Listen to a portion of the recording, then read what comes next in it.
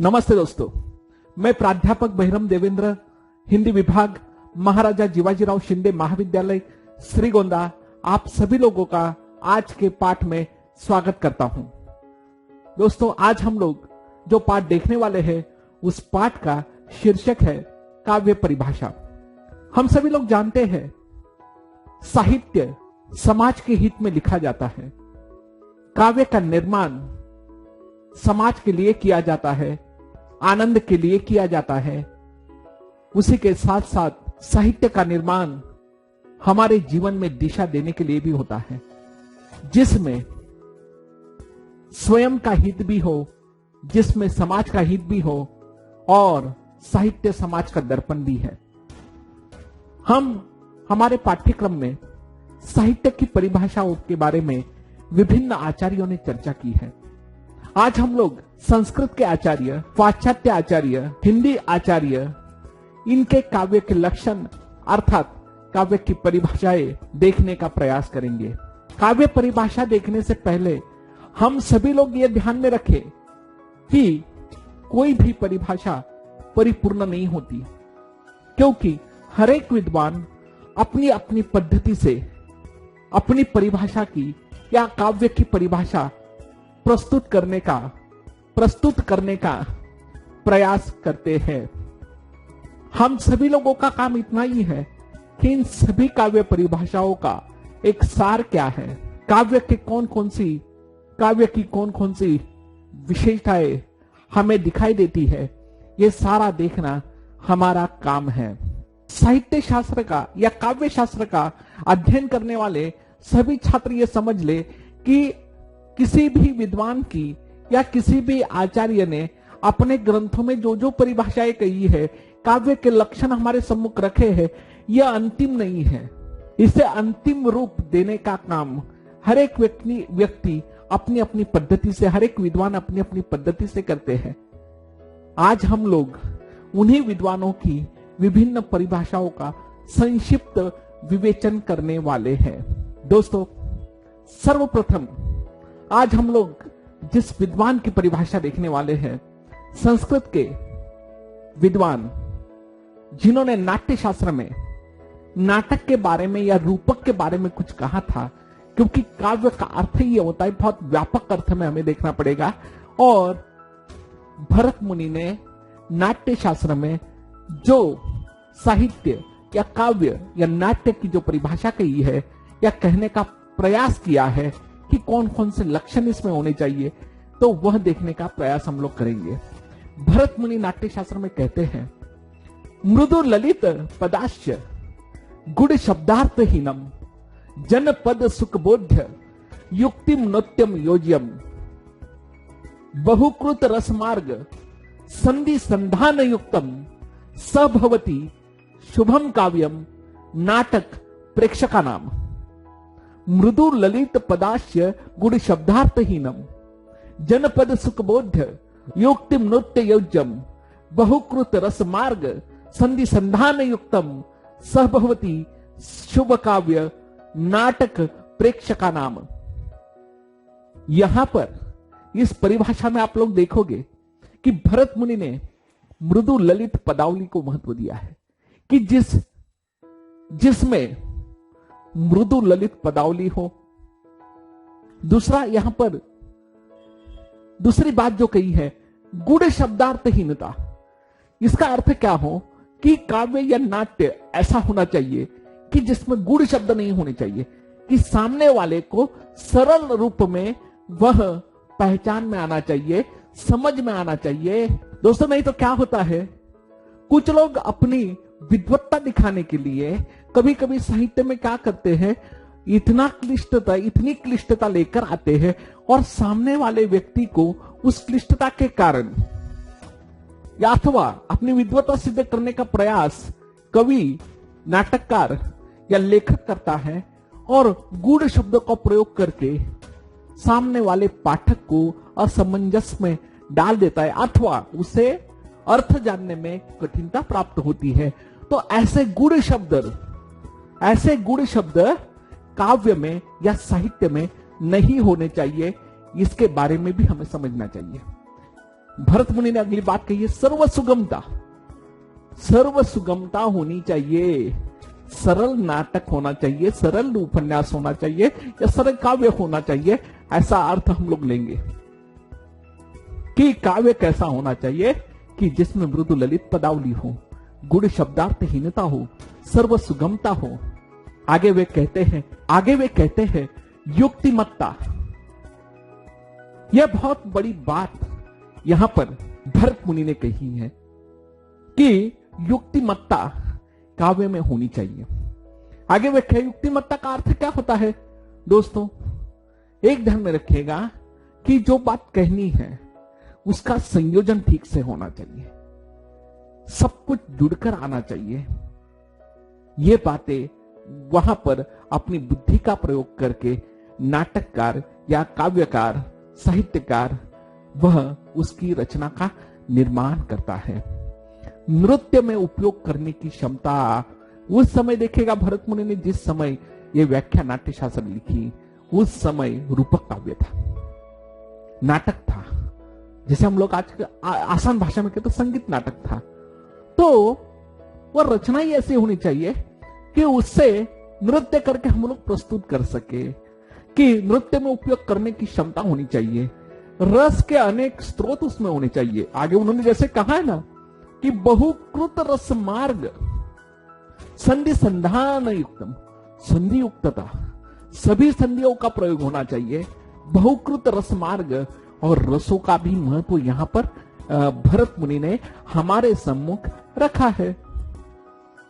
मतलब यहां पर भरत मुनि की व्याख्या अधिक व्यापक हो गई है, अधिक व्यापक हो गई है।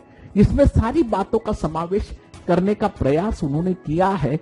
लेकिन यह नाट्य शास्त्र की दृष्टि से या नाटक की दृष्टि से यह परिभाषा सही लगती है। लेकिन हम लोग व्यापक रूप में काव्य की परिभाषा देखने वाले हैं, जो संक्षिप्त होनी चाहिए। संक्षिप्त शब्दों में हमें उसका अर्थबोध होना चाहिए। इसीलिए हम भरत मुनि के बाद अगले आचार्य जो हैं उनकी परिभाषा हम लोग देखने का प्रयास करेंगे। दोस्तों यहां पर आपको दो परिभाषाएं दिखाई दे रही हैं। इसमें से सबसे पहले हम लोग देखेंगे कि आचार्य भाम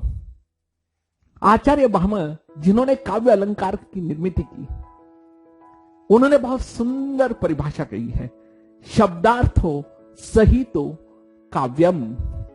यहां पर उन्होंने कहा है शब्दार्थो सहितो काव्यम। इसका अर्थ हम लोग ले सकते हैं शब्द अर्थ युक्त रचना ही काव्य है। यहां पर कवि ने बहुत सुंदर कहा है शब्द अर्थ युक्त रचना ही काव्य है। अब जिस शब्द में अर्थ हो, शब्द और अर्थ का संयोग, शब्द और अर्थों का संयोग ही काव्य है, ऐसा आचार्य भाम कहते हैं।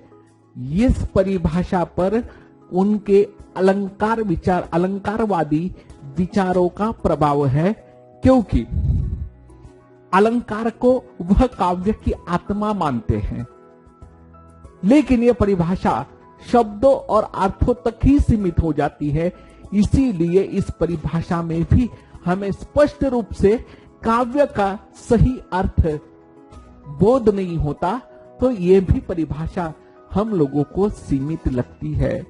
इसके बाद नीचे जो आपको स्क्रीन पर दिया गया है कि दंडी ने जो परिभाषा दी है उसका हम लोग विश्लेषण करेंगे। दंडी कहते हैं शरीरम तावदिष्टार्थ वेव छिन्ना पदावली। काव्य आदर्श में उनकी परिभाषा है शरीर तावदिष्टार्थ वेव छिन्ना पदावली। काव्य आदर्श में वो बहुत सही बात कहते हैं। अब यहां पर उन्होंने तो शब्द की जगह पद का प्रयोग कर दिया है। मतलब आचार्य भाम शब्द और अर्थ के संयोग के बारे में बात करते हैं, वही दंडी शरीर तावदिष्टार्थ वेव छिन्ना पदावली की बात कर रहे हैं। अब ये कैसे है? काव्य का शरीर वांछित अर्थ को उद्घाटित करने वाली पदावली होती है। मतलब इनका इतना ही कहना है, काव्य में जो पद होता है वह क्या होता है? शरीर मात्र होता है। काव्य का शरीर वांछित अर्थ, काव्य का शरीर वांछित अर्थ को उद्घाटित करने वाली पदावली होती है। यह भी परिभाषा काव्य के शब्द को, पदों को सिर्फ शरीर मात्र के उपमा देती है। इसीलिए काव्य के संपूर्ण अर्थ की प्रतीति इस परिभाषा में भी नहीं होती है। फिर भी इन सभी आप लोग समझोगे मित्रों कि सर ये इन लोगों की परिभाषा अगर आपको हमेशा सीमित लगती है, संकुचित लगती है, तो आप कहोगे कि इनकी परिभाषा हम पढ़ते क्यों है? एक ध्यान में रखिएगा, जो व्यक्ति सर्वप्रथम प्रयास करता है उस व्यक्ति का महत्व सर्वप्रथम होता है। और यहां पर भरत मुनि ने सर्वप्रथम प्रयास किया, आचार्य भामा ने यहां पर प्रयास किया, दंडी ने यहां पर प्रयास किया। इन सीढ़ियों को चढ़ते चढ़ते चढ़ते चढ़ते हम लोग सटीक परिभाषा की ओर जाने वाले हैं। यह मानसिकता हर साहित्य के छात्र को पता होनी चाहिए। कोई भी अर्थ, कोई भी संकल्पना पूर्ण नहीं होती, उसको पूर्ण करने का प्रयास हमेशा साहित्यकार, कवि या आलोचक करता रहता है।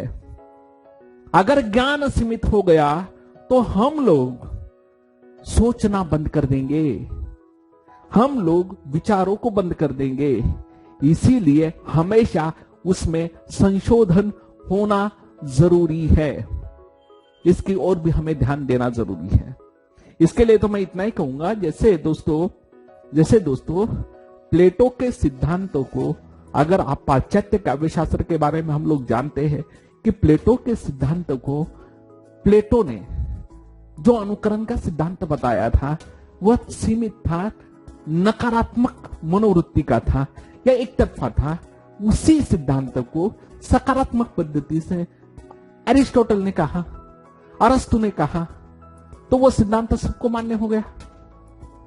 उसी प्रकार हम लोग जब भी कोई परिभाषा देखते हैं, कोई लक्षण देखते हैं, तो ध्यान में रखना चाहिए कि हाँ, इन्होंने उस समय कहने का सही प्रयास किया था, अब उसमें हमें सुधार लाना है। उस दृष्टि से हम लोग सभी आचार्यों की परिभाषाएं देखते हैं। दोस्तों, इसके बाद एक महत्वपूर्ण आचार्य जिन्होंने वक्रोक्ति जीवितम नाम का ग्रंथ लिखा और वक्रोक्ति को काव्य का महत्वपूर्ण अंश या आत्मा माना, वह है कुंतक। दोस्तों, अगले आचार्य हैं कुंतक, जिन्होंने वक्रोक्ति जीवितम नाम का ग्रंथ लिखा। वह अपने ग्रंथ में काव्य का लक्षण या काव्य की परिभाषा कहते समय कहते हैं, शब्दार्थो सहितो वक्र कवि व्यापारशालिनी बंधे व्यवस्थितो काव्यम तद विल्लाहदकारिणी। अर्थात इसका अर्थ यह होता है कि काव्य मर्मज्ञों को आह्लादित करने वाली वक्रतामय कवि कौशल युक्त रचना में स्थित शब्द और अर्थ ही काव्य है। आप कहोगे इसका अर्थ क्या होता है? जो मैंने अभी कहा कि काव्य ऐसी चीज है जो आपको आनंद देती है, आपको आह्लादित करती है अपनी वक्रता के कारण और कवि कौशल्य के कारण, और उसकी जो वक्रता छिपी होती है, शब्द और अर्थ जो वक्रतापूर्ण बात हमारे सम्मुख रखते हैं, उसी को काव्य कहते हैं। यहां पर वक्रता का अर्थ ऐसा है, जैसे कहा जाता है कि कभी कभी सरल बात किसी को समझ में नहीं आती तो घुमा फिराकर बात कहनी पड़ती है। समझ लीजिए, आप लोग क्लास में बैठे हो, आप लोग यहां पर सारे लोग बैठे हुए हो, और अचानक मैं डांटना चाहता हूं इसे, लेकिन नाम ले रहा हूं दूसरे का। क्यों? उसका कारण समझ में आ जाना चाहिए। या माता पिता जो होते हैं अपने घर में अपने बच्चों को डायरेक्ट डांटने के बजाय क्या कहते हैं? सुना है कि पड़ोस वाले चिंटू को 12वीं कक्षा में सर्वाधिक मार्क्स मिले हैं, 95%, 95% या 95%। तब यह दबाव किस पर आता है? अपने बच्चे पर आता है। वैसे ही होता है कि काव्य क्या करता है, वक्रोक्ति से सामने वाले को समझाता है, लेकिन सिर्फ एक ही वक्रता का गुण काव्य की पूर्णता प्रस्तुत नहीं करता। मतलब कुंतक ने जो परिभाषा हमारे सम्मुख कही है वह एक ही वक्रता का गुण है। तो एक ही वक्रता के गुण के कारण काव्य का अर्थ पूरा नहीं होता। उन्होंने एक बात अच्छी कही है, बंधे व्यवस्थितो, बंधे व्यवस्थितो। काव्य मतलब क्या होता है कि कवि जो क्या करता है कि वह वक्रता के अर्थ को, शब्द और अर्थ दोनों के संयोग के साथ साथ वह वक्रता भी प्रस्तुत करे और कविता को सही रूप से संरचित करके वह प्रस्तुत करे और सामने वाले को आनंद दे। यह बातें कुंतक ने कही है, लेकिन कुंतक के बाद आने वाले आचार्यों ने भी अपनी परिभाषा देने का प्रयास किया है। हम लोग उन परिभाषाओं की ओर भी जाएंगे। संस्कृत के प्रमुख आचार्य जिन्होंने काव्य प्रकाश ग्रंथ लिखा, आचार्य मम्मट, इन्होंने अपनी काव्य की परिभाषा में एक बड़ी बात कही है, उसके ओर भी हमें ध्यान देना है। तद्दोषो शब्दार्थो सगुणावलंकृति पुनक्वापि। तद्दोषो शब्दार्थो सगुणावलंकृति पुनक्वापि। काव्य प्रकाश में वो कहते हैं, क्या क्या बातें कही उन्होंने, नीचे देखिएगा। शब्दार्थ अर्थात काव्य शब्द और अर्थों का योग है। काव्य शब्द और अर्थों का योग है। यह हम लोगों ने भामह की परिभाषा में देखा था। अदोषो अर्थात काव्य दोष रहित होना चाहिए। यहां पर मम्मट ने एक अलग बात कही है, काव्य दोष रहित होना चाहिए, काव्य में दोष नहीं होना चाहिए। सगुणों, काव्य गुण युक्त होना चाहिए, काव्य में संपूर्ण गुण होने चाहिए। और काव्य कैसा होना चाहिए? गुण युक्त होना चाहिए। आगे वो कहते अनलंकृति पुनक्वापि। आगे एक बहुत बड़ी बात कही है दोस्तों कि काव्य में अलंकार अनिवार्य नहीं है। मतलब काव्य प्रकाश में मम्मट ने यह बात कह दी कि काव्य में अलंकार अनिवार्य नहीं है। इसका अर्थ यह है कि अलंकार हम सभी लोग जानते हैं काव्य का साध्य नहीं है, साधन है। और साधन की आवश्यकता जब भी हो तब भी उसका उपयोग होना चाहिए, नहीं तो हमें काव्य में अलंकार घसीट कर लाना नहीं है। मतलब जैसे कहा जाता है ना, रीतिकालीन कवियों पर आरोप लगाया जाता है कि उन्होंने अलंकारों की भरमार कर दी। कवि केशव इसका उदाहरण है।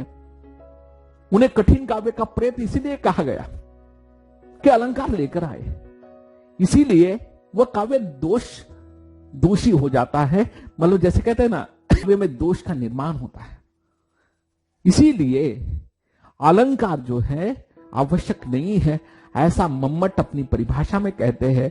फिर भी उसके बाद भी जिन आचार्यों ने काव्य की संक्षिप्त एवं सार्थक परिभाषा देने का प्रयास किया है, उन आचार्यों की ओर भी हम लोग जाएंगे। अगले आचार्य हैं जिनकी परिभाषाओं को सर्वाधिक महत्व प्राप्त हुआ, जिनकी परिभाषाओं की सर्वाधिक साहित्य के क्षेत्र में चर्चा हुई, ऐसे महत्वपूर्ण आचार्य साहित्य दर्पणकार आचार्य विश्वनाथ है। आचार्य विश्वनाथ की सुप्रसिद्ध परिभाषा है वाक्यम रसात्मकम काव्यम। वाक्यम रसात्मकम काव्यम, रसात्मक वाक्य ही काव्य है।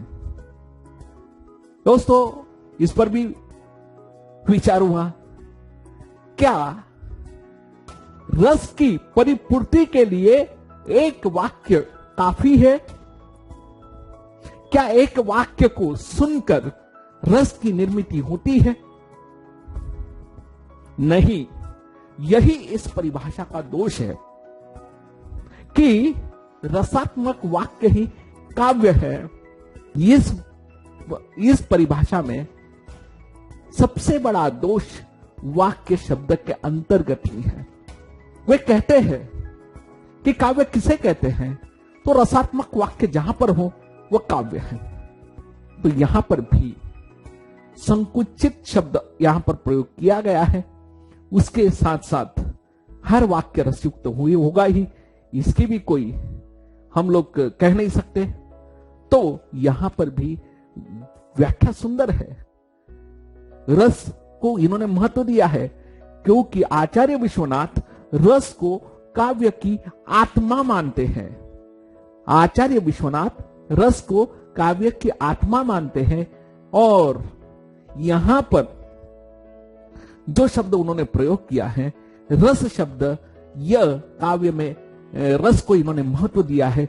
इसीलिए इस परिभाषा का भी महत्व साहित्य के क्षेत्र में अधिक है। इसके बाद नीचे जो हमने दी है पंडित राज जगन्नाथ की व्याख्या, जो संस्कृत आचार्यों में हम लोग महत्वपूर्ण मानते हैं। जब से हम लोग पढ़ते आए हैं तब से हम लोग पंडित राज जगन्नाथ जी की जो व्याख्या है रस गंगाधर में लिखी हुई, उनका प्रसिद्ध ग्रंथ ही रस गंगाधर है। वे कहते हैं रमणीयार्थ प्रतिपादक शब्दम काव्यम, रमणीयार्थ प्रतिपादक शब्दम काव्यम। वो क्या कहते हैं? रमणीय अर्थ का प्रतिपादन करने वाला शब्द ही काव्य है। रमणीय का अर्थ वही है तो हमारे पूर्व आचार्य साहित्य दर्पणकार जिन्होंने रस शब्द का प्रयोग किया, भरत मुनि ने रस शब्द का प्रयोग किया था, तो और मम्मट ने आह्लादकारिणी का शब्द प्रयोग किया था। तो जहां जहां आह्लाद, आनंद, रस, इन सब का समावेश रमणीय शब्द के अंतर्गत आता है। लेकिन यहां पर क्या कहा है?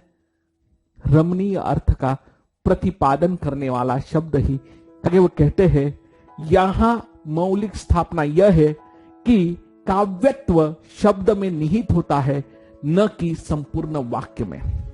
यहां पर देखिएगा, सोचिएगा, काव्यत्व शब्द में निहित होता है, न कि संपूर्ण वाक्य में। यहां पर हम लोगों ने संस्कृत के आचार्यों की परिभाषा देखी है। दोस्तों, हम लोगों ने अब तक संस्कृत के आचार्यों की परिभाषा देखी। अब हम लोग देखने वाले पाश्चात्य विद्वान क्या कहते हैं कविता के लक्षणों के बारे में। तो कुछ महत्वपूर्ण और चुनिंदा परिभाषाएं हम लोग यहां पर देखने वाले हैं। सबसे पहले यहां पर आपके स्क्रीन पर जो दिया गया है, एनसाइक्लोपीडिया ब्रिटानिका की जो परिभाषा है, poetry art work of the poet, poetry art work of the poet, कवि का कार्य कला काव्य है। एक ध्यान में रखिए, यहां पर कवि की कलात्मकता को महत्व दिया गया है।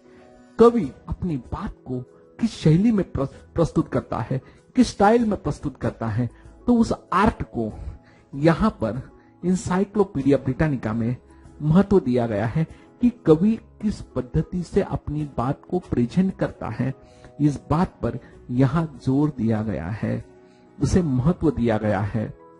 दूसरी जो परिभाषा है ड्राइडन की है, poetry is articulate music, poetry is articulate music. यहां पर वे कहते हैं कविता सुस्पष्ट संगीत है। अब इस परिभाषा को समझना कैसे कि काव्य रचना को इतना महत्व दिया गया है कि जैसे संगीत का महत्व होता है, जो उसकी जैसे रचना होती है, वैसे ही कविता की भी रचना है, वैसे ही साहित्य की भी रचना है, जिसमें सुर, ताल और लय के साथ सारी बातों का विचार किया जाता है। लेकिन यह परिभाषा भी हमें एक अर्थ की ओर ले जाती है, एकांगी हो जाती है, कि संगीत की ओर ले जाती है। तो यहां पर भी ड्राइडन की परिभाषा भी हमारा समाधान नहीं करती। अगली परिभाषा है, कॉलरिज ने अपनी परिभाषा कही है, poetry in the best world in their best order.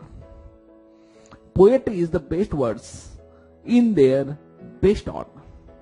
वे कहते हैं सर्वोत्तम शब्द अपने सर्वोत्तम क्रम में कविता होता है, या कविता होती है। सर्वोत्तम शब्द अपने सर्वोत्तम क्रम में कविता होती है।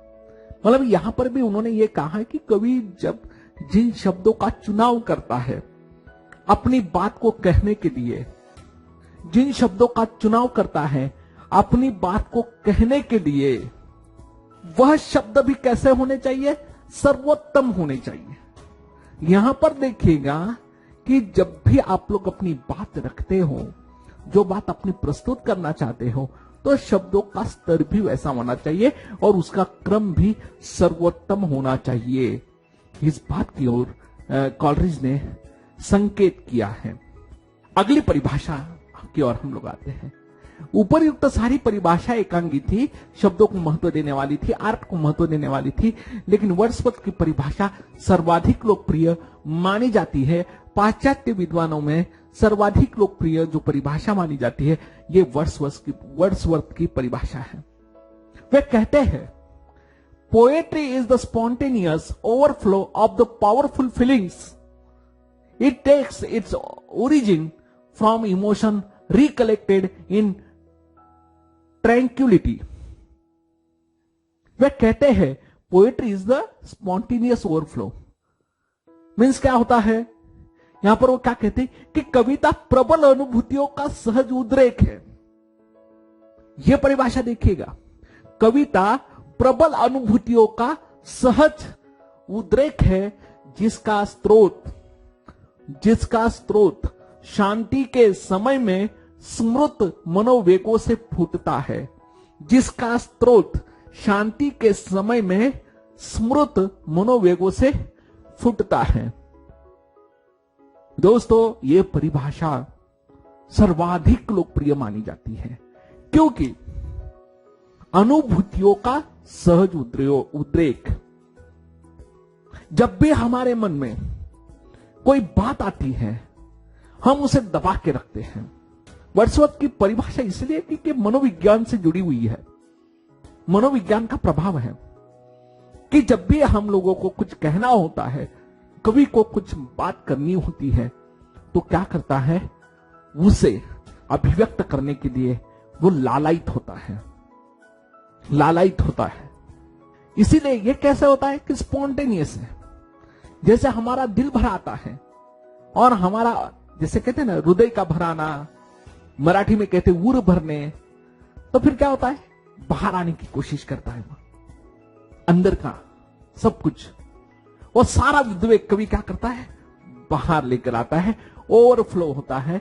और वो भी फीलिंग कैसी होती है, भावनाएं कैसी होती है? शक्तिशाली भावनाएं होती है, शक्तिशाली। ये ध्यान में रखिएगा। जब भी कोई घटना कवि या साहित्यकार देखता है, तब उस घटना के प्रति उसकी जो प्रतिक्रिया होती है, ये प्रतिक्रिया पावरफुल होती है, भावनाएं पावरफुल होती है। वो ये कहते हैं, आगे वो कहते हैं कि यह सब कुछ कब बाहर आता है? वो भावनाएं दबी होती है, शांति के समय में उनके मनोवेग बाहर आते हैं, वो याद आता है और वो सारे बाहर आते हैं। ऐसा वर्ड्सवर्थ अपनी परिभाषा में कहते हैं। इसीलिए इसमें स्पॉन्टेनियस ओवरफ्लो यह शब्द सर्वाधिक महत्वपूर्ण है और इसीलिए वर्ड्सवर्थ की इस परिभाषा का बड़ा ही सम्मान साहित्य के क्षेत्र में किया जाता है। अगली परिभाषा जो आपको स्क्रीन पर दिखाई दे रही है, शेली की। कवि शैली आलोचक है, कवि है। वे कहते हैं poetry is the record of the best and happiest moments of the happiest and best mind. Poetry is the record of the best happiest moments of the happiest and best mind. सर्व सुखी और सर्वोत्तम मनों के सर्वोत्तम और सर्वाधिक सुखपूर्ण क्षणों का लेखा कविता है। कवि ने बहुत सुंदर बात कही है कि हैप्पी मोमेंट्स, सुखपूर्ण क्षण, और उन सुखपूर्ण क्षणों का लेखा जोखा कविता है। अब देखिएगा, पहले वर्ड्सवर्थ ने जो परिभाषा कही उसमें स्पॉन्टेनियस ओवरफ्लो था। वहां पर सुखपूर्ण क्षण थे या दुखपूर्ण क्षण थे इसकी बात नहीं की गई थी। लेकिन अब जो भी बात की गई है यहां पर शैली ने कही है कि सुखपूर्ण क्षणों का लेखा कविता है। लेकिन दोस्तों, इस परिभाषा की आपत्ति इतनी ही है, क्या सचमुच ये सुखपूर्ण क्षण है? आपत्ति इसी बात पर ली गई है कि क्या सचमुच यह सुखपूर्ण क्षण है? आगे कवि कहते हैं कि क्या यह सचमुच सुखपूर्ण क्षण है? एक ध्यान में रखिएगा, कवि या लेखक सिर्फ सुखपूर्ण क्षणों के लिए या आनंदमयी वातावरण में ही कविता नहीं लिखता। आज हम सभी लोग देखते हैं, चाहे दलित हो, आदिवासी हो या बाकी का जो भी वर्ग है, या हम लोग धूमिल की बात करें तो किसी भी बहुत कह सकते हैं कि सुखपूर्ण क्षणों से भी ज्यादा अब दुखपूर्ण क्षणों की या दुखपूर्ण भावनाओं का काव्य ही अधिक है। तो यह भी परिभाषा हमारी बात को स्पष्ट नहीं करती। इसलिए शैली की कविता की परिभाषा में सिर्फ इतनी बात है कि सकारात्मक भाव की कविता, आदर्शवादी कविता को शायद वह महत्व देते हैं। दोस्तों, अब हम लोगों ने पाश्चात्य परिभाषाएं देखी, अब देखते हैं आधुनिक हिंदी कवि और आलोचकों की परिभाषाएं। इसमें से सर्वप्रथम हम लोग देखने वाले हैं पंडित अंबिका दत्त व्यास अपनी परिभाषा देते हुए कहते हैं, लोकोत्तरानंद दाता प्रबंधम काव्य नाम यातु, यानी लोकोत्तर आनंद देने वाली रचना ही काव्य है। एक ध्यान में रखिएगा दोस्तों, यहां पर भी सकारात्मक भाव, आदर्शवादी विचार इस परिभाषा में हमें दिखाई देते हैं। यहां पर पंडित अंबिका दत्त व्यास ने एक बात कही है, लोकोत्तर आनंद देने वाली है, बड़ी व्यापक आनंद देने वाले, मतलब जो हम लोग कहते हैं ना कि लोकोत्तर आनंद देने वाला महाकाव्य जैसे होता है, ऐसी बात यहां पर पंडित अंबिका दत्त व्यास कहते हैं। और ये जो लोकोत्तर आनंद है, इसका उल्लेख हमेशा रस सिद्धांतों में होता है। रस की परिणति होती है, हमें किसी काव्य को पढ़कर जो आनंद होता है उसकी बात यहां पर की गई है। तो यहां पर भी एक आदर्शवादी परिभाषा देने का काम पंडित अंबिका दत्त व्यास जी ने किया है। उसी के बाद हमारे हिंदी के महाकवि, छायावाद के मुख्य प्रवर्तक, आधार स्तंभ, सुप्रसिद्ध नाटककार, आलोचक, विशेष रूप से जयशंकर प्रसाद, इन्होंने अपनी पद्धति से काव्य की परिभाषा दी है। काव्य आत्मा की संकल्पनात्मक अनुभूति है जिसका संबंध विश्लेषण, विज्ञान या विकल्प से नहीं है। यह एक श्रेयमयी प्रेय रचनात्मक ज्ञान धारा है। यह भी क्या खूब कहा है उन्होंने, काव्य आत्मा की संकल्पनात्मक अनुभूति है। यह बहुत ही, क्योंकि हम सभी लोग जानते हैं कि जयशंकर प्रसाद के काव्य में अनुभूति, मनोवेग, आत्मा, परमात्मा, रहस्यवादी विचारधारा, इन सभी का समावेश होता है। और इसीलिए वे अपनी व्याख्या में जयशंकर प्रसाद की ये जो काव्य की व्याख्या या परिभाषा है, वे कहते हैं काव्य आत्मा की संकल्पनात्मक अनुभूति है जिसका संबंध विश्लेषण, विज्ञान या विकल्प से नहीं है। वह एक श्रेयमयी प्रेय रचनात्मक ज्ञान धारा है। मतलब वो काव्य को ज्ञान धारा की बात कहते हैं, महत्व देते हैं। और काव्य आत्मा की अनुभूति, वो भी संकल्पनात्मक अनुभूति, काव्य का स्तर मन का नहीं है, आत्मा का है। यह बात भी जयशंकर प्रसाद हमारे सम्मुख रखते हैं। इसलिए हम लोग जानते हैं कि उनका सारा जो काव्य है छायावादी काव्य, वो छायावादी काव्य में रहस्यवाद की अनुभूति होती है। आत्मा और परमात्मा की भी बात उनके काव्य में होती है और इसीलिए वे भी मानते हैं काव्य आत्मा की संकल्पनात्मक अनुभूति है, जिसका स्थान या जिसका संबंध विश्लेषण या विज्ञान या विकल्प से नहीं है। यह एक श्रेयमयी प्रिय रचनात्मक ज्ञान धारा है।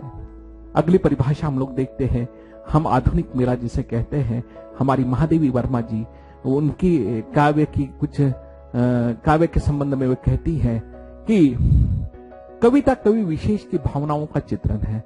बहुत ही सरल और सुंदर शब्दों में उन्होंने बात की है। कवि विशेष की भावनाओं का चित्रण जहां होता है वह कविता होती है, ऐसा महादेवी वर्मा कहती है। वही सुमित्रा नंदन पंत प्रकृति के कवि, वे कहते हैं कविता हमारे परिपूर्ण क्षणों की वाणी है। यहां पर एक ही बात महत्वपूर्ण है कि परिपूर्ण क्षण की व्याख्या में ही सब कुछ घोटाला होता है। मतलब यहां पर दिक्कत होती है कि कविता हमारे परिपूर्ण क्षणों की वाणी है। अगर हमारे क्षण ही परिपूर्ण है, उसकी वाणी हुए, तो अधूरे क्षणों का क्या करें हम लोग। इसीलिए ये भी व्याख्या में थोड़ा सा अलग, क्या कह सकते, अलग दिशा देती है। इसीलिए यह भी परिभाषा महत्वपूर्ण है कि इसमें क्षणों की वाणी है, लेकिन यहां पर शब्द प्रयोग किया परिपूर्ण क्षणों की। यहां पर शब्द प्रयोग जो किया गया है परिपूर्ण क्षणों की वाणी है। इसलिए इसके बाद की परिभाषा हम लोग देखेंगे। हिंदी के विद्वानों में सर्वाधिक जिनको महत्व प्राप्त है आलोचक के रूप में, निबंधकार के रूप में, विद्वान के रूप में, वह है आचार्य रामचंद्र शुक्ल जी।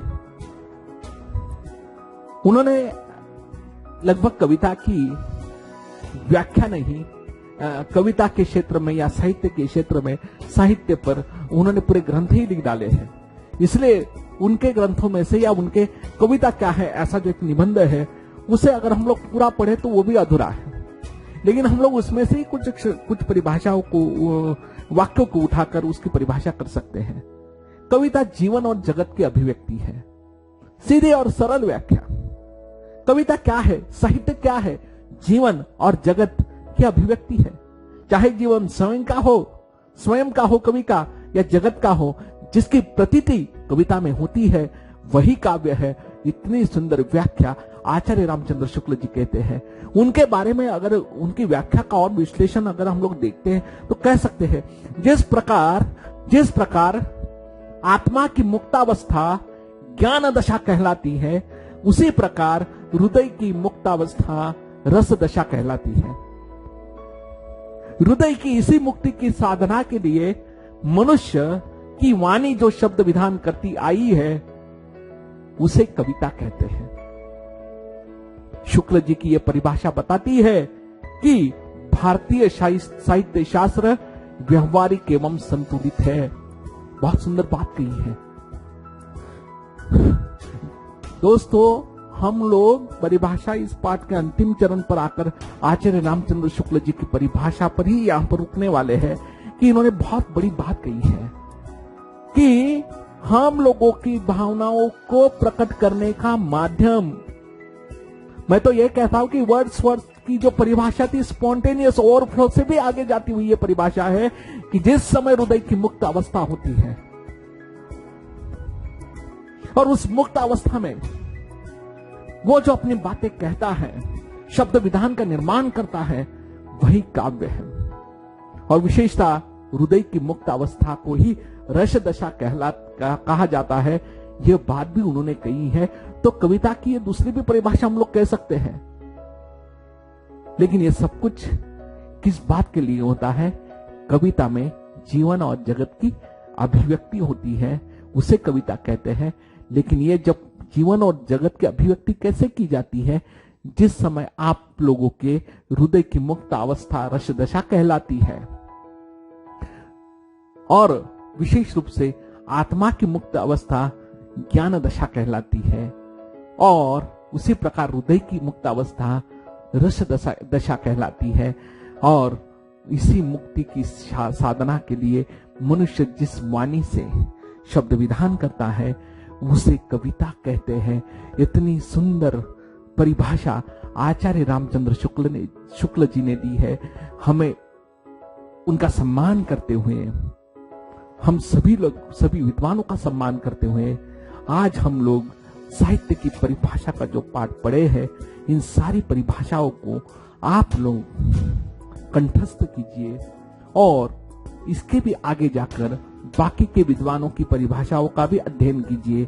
उदाहरणार्थ रीतिकालीन आचार्यों ने भी या कवियों ने भी अपनी अपनी पद्धति से परिभाषाएं कही हैं, उसका भी ज्ञान लीजिए, उसकी ओर भी ध्यान दीजिए। साहित्य की परिभाषा करना इतना आसान नहीं है, लेकिन मैं तो यही कहूंगा कि जैसे हम लोग कहते हैं, साहित्य जीवन और जगत की अभूतपूर्व अभिव्यक्ति है। चाहे वह दुख के क्षणों की हो, चाहे वह सुख के क्षणों की हो, लेकिन साहित्यकार उस आनंद को प्राप्त करता है, एक समाधान को प्राप्त करता है, और वही समाधान पाठकों के मन में भी निर्माण करता है। उसी को सच्चा साहित्य कहा जाता है। रस की दशा साहित्यकार में भी निर्माण होती है और पाठकों के मन में भी निर्माण होती है।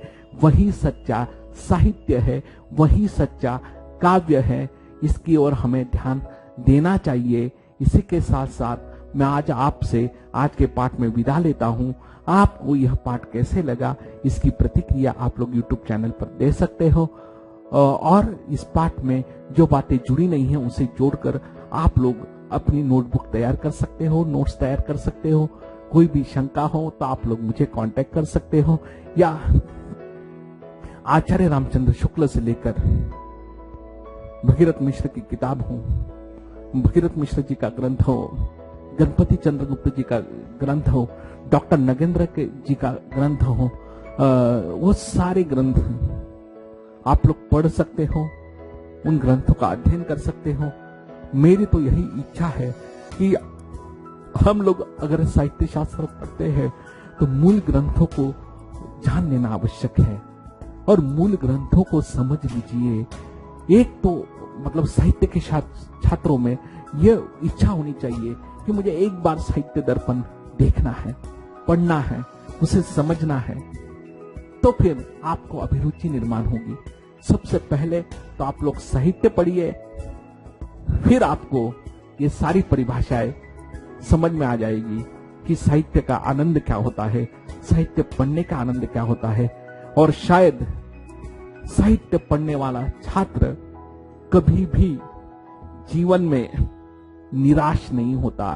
अगर निराश होता है तो साहित्य ही उसे जीवन देता है। इतना कहकर मैं अपना ये पाठ समाप्त करता हूं। जय हिंद, जय कर्मवीर।